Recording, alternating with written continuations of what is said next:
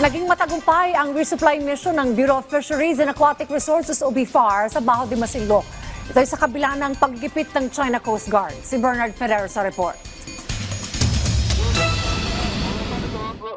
Sakay ng BRP Dato Sumcad, sinuong ng PTV News at iba pang media ang maalong dagat papuntang Baho de Masinloc o Scarborough Shoal. Kasama rin sa paglalayag ang BRP Dato Bangkaya ng Bureau of Fisheries and Aquatic Resources o BFAR. Ang Baho de Masinloc ay kilala sa mayamang marine ecosystem. Matatagpuan ito 124 nautical miles mula sa baybayin ng Masinloc, Zambales. Nasa loob ng 200 nautical miles Exclusive Economic Zone o EEZ ng Pilipinas. Ayon sa 1982 United Nations Convention on the Law of the Sea o UNCLOS. Matapos ang 20 oras na paglalayag, narating din natin ang south part ng Baho de Masinloc. Sa kasalukuyan, nasa harapan ng BRP Dato Sumcad ang China Coast Guard vessel na by bound number 4305.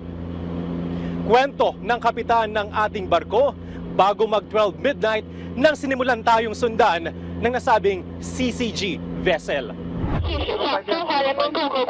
Sa paglapit ng aming barko, nagpadala ng radio challenge ang China Coast Guard sa BRP Dato Sumcad.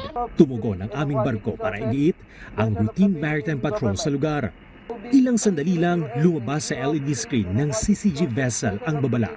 Di nagtagal, binuksan nito ang kanilang water cannon. Mahigit isang oras na binuntutan ng CCG vessel ang BRP Dato Sumcad para bombahin ng tubig.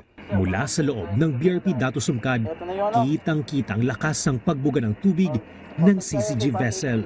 Nasa likuran din ang isang Chinese militia vessel na makailang ulit lumapit sa aming barko.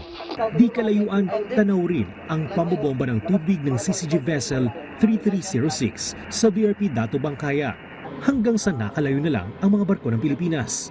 Isinagawa naman ng dalawang BFAR vessel, ang BRP Dato Rumapenet at BRP Dato Balansusa, ang resupply mission para sa mga mangingisdang Pilipino sa west part ng Baho de Masinloc. Nagbigay din ng krudo sa mga mangingisda ang BRP Dato Sumcad. Nakabantay naman sa misyong ito ang BRP Teresa Magbanwa ng Philippine Coast Guard.